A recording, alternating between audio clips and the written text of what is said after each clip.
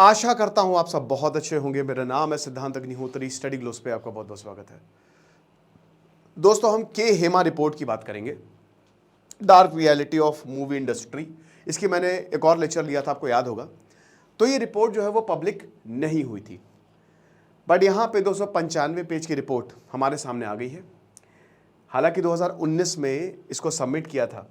बहुत कुछ है जानने के लिए, इस पर मैंने ऑलरेडी लेक्चर लिया हुआ। लेकिन उससे पहले हमारा जो यूपीएससी का शानदार कोर्स है, लक्ष्य बैच, 1 साल का 10,000 का, हमारा आंसर राइटिंग बैच 650 रुपये का, ये लाइव है। दिस इज द शानदार course that you need to avail. इसको अवेल करिए, आपके सारे एग्जाम्स निकलेंगे। हमारी ऐप वेबसाइट को डाउनलोड करें, नहीं तो आप ऐसे कोई दिक्कत नहीं, और कल तक सेल है ये।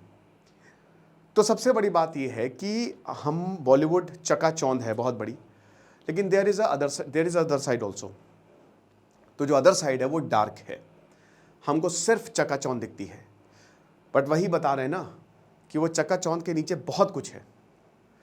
अब ये डार्क साइड जो है ये रिपोर्ट अनवील करती है, और मोर और लेस ये हर जगह का ही हिसाब किताब है। क्या है? तो केरल सरकार फाइनली मंडे को जस्टिस के हेमा कमेटी रिपोर्ट रिलीज कर दी, और ये डिस्टर्बिंग रिपोर्ट है। मलयालम मूवीज बहुत शानदार होती हैं। आवेशम मैंने देखी, मंजुमल बॉयज, और अभी एक और मूवी देखी थी मैंने, बहुत बढ़िया थी वो, ठीक है।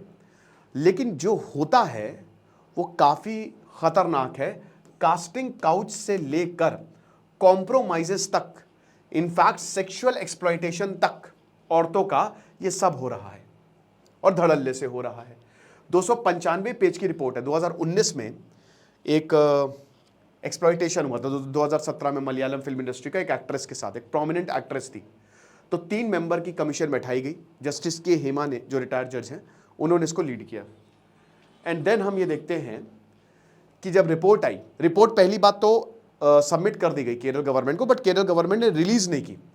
फिर जब कोर्ट का दखल आया, रिलीज करने की बात आई, तो यहाँ पे एक एक्टर, मतलब प्रोड्यूसर ने ये बोला कि अगर ये रिलीज करेंगे तो ये राइट टू प्राइवेसी का हनन है, बहुत सारी, तो इस पर स्टे लग गया। ये पिछले महीने की बात है। लेकिन अब इस रिपोर्ट को रिलीज कर दिया गया है। ओके, अब यहां पे सैकड़ों औरतों के इंटरव्यूज लिए गए हैं, उनकी टेस्टिमनी, वो विटनेस है। दिसंबर 2019 में सपोर्ट, 5 साल हो गए, 5 इयर्स। फिर कोविड आ गया, तब कोविड का बहाना देके केरल सरकार ने इसको पब्लिश नहीं किया, और मतलब आप ये समझिए 5 साल बाद इस रिपोर्ट को रिलीज किया जा रहा है। तो बहुत सारे, और 51 प्रोफेशनल्स की टेस्टिमनीज हैं, और उसमें यह बताया गया है कि कई बार एडजस्टमेंट करिए, कॉम्प्रोमाइज करिए, और सबसे बड़ी बात, कॉम्प्रोमाइज क्या, सेक्सुअल फेवर्स की बात हुई है। यहां पे बता रहे हैं कि हैरासमेंट शुरू हो जाता है औरतों के साथ जैसे ही वो इस यहां पे आती हैं। जिस दिन उसने कदम रखा उसी दिन, या तो वो बहुत बड़ी एक्ट्रेस हो, 90%, 70 to 80% मतलब नहीं है, या बहुत ज्यादा बड़ा एकदम सोर्स हो, नहीं है। तो जैसे ही वो कदम रखती है, या तो अगर मान लीजिए खुद से आ रही है, तो आपको सेक्सुअल फेवर देने हैं, आपको कॉम्प्रोमाइज करना है, बहुत लोगों के साथ करना है। एक्टर, प्रोड्यूसर, हर कोई इसमें शामिल है, समझ रहे हो। और अगर मान लीजिए कि कोई आपको रोल ऑफर करता है, तो उस केस में भी आपको ये एडजस्टमेंट और कॉम्प्रोमाइज जो है वो करने हैं। और ये लगभग जितनी औरतें, सब ने यही बोला है। तो कॉम्प्रोमाइज एंड एडजस्टमेंट, ये 2 टर्म्स है जो कि बहुत फेमिलियर है। जहां पे मलयालम एक बार कॉम्प्रोमाइज और एडजस्टमेंट बोला, मी टू मूवमेंट चला ना, तो आप समझ जाइए कि हां, सेक्सुअल फेवर जो है वो देना है।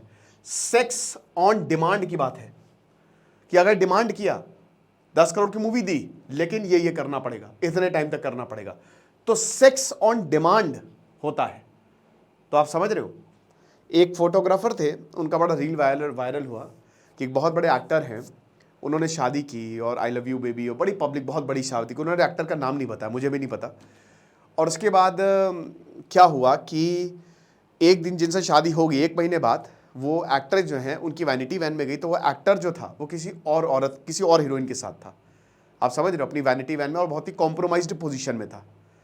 तो वहाँ से भागी रोते हुए, उसके बाद वो फ़ोन पे कह रहा था, नहीं नहीं मैं तुमसे प्यार करता हूँ। तो वो क्लिप उसके पास है, आप समझ रहे हो।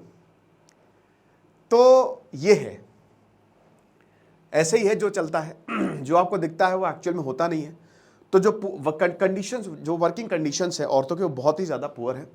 बेसिक ह्यूमन राइट्स नहीं है यहाँ पे, जैसे toilets, there are no toilets, changing rooms तक नहीं है, बुरी हालत, सेट्स पे भी चेंजिंग रूम नहीं है, कई बार इनको ऐसी जगह पे जाना पड़ता है, मतलब अकेली जगह पे जहां पे चेंज कर सके, बाथरूम यूज कर सके, वाटर या बेसिक फैसिलिटी यहां पे आपको देखने को नहीं मिलेगी।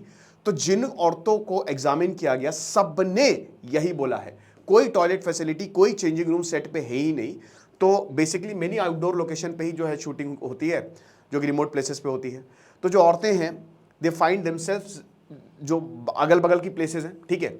अब क्या होता है कि जैसे मान लीजिए शूटिंग हो रही है, टॉयलेट है नहीं तो झाड़ियों में जाओ, कपड़े कहाँ बदलने, पेड़ के पीछे बदल लो। कई बार जो है दो औरतें ऐसे, एक उधर कपड़ा एक उधर कपड़ा लेके खड़े होते हैं, पीछे बदल लो। तो ये हालात होते हैं, समझ रहे हो। तो ऐसी सिचुएशन है मलयालम फिल्म इंडस्ट्री की। और ये सिर्फ मलयालम फिल्म इंडस्ट्री की बात नहीं है दोस्तों, सब जगह की ये बात है। सारे बॉलीवुड इंडस्ट्री, बॉलीवुड क्या मतलब, बॉलीवुड तो चलिए फिर भी काफी, लेकिन लगभग सारे इंडस्ट्री की जो औरतों का एक्सप्लॉयटेशन होता है, ये होता है और इसको हमको समझना पड़ेगा। This is the need of the hour. बाकी आप हमारे कोर्सेज को अवेल करें, जीएस पेपर 4 के लिए सुपर इंपॉर्टेंट है ये, and paper 2 also. Thank you so much.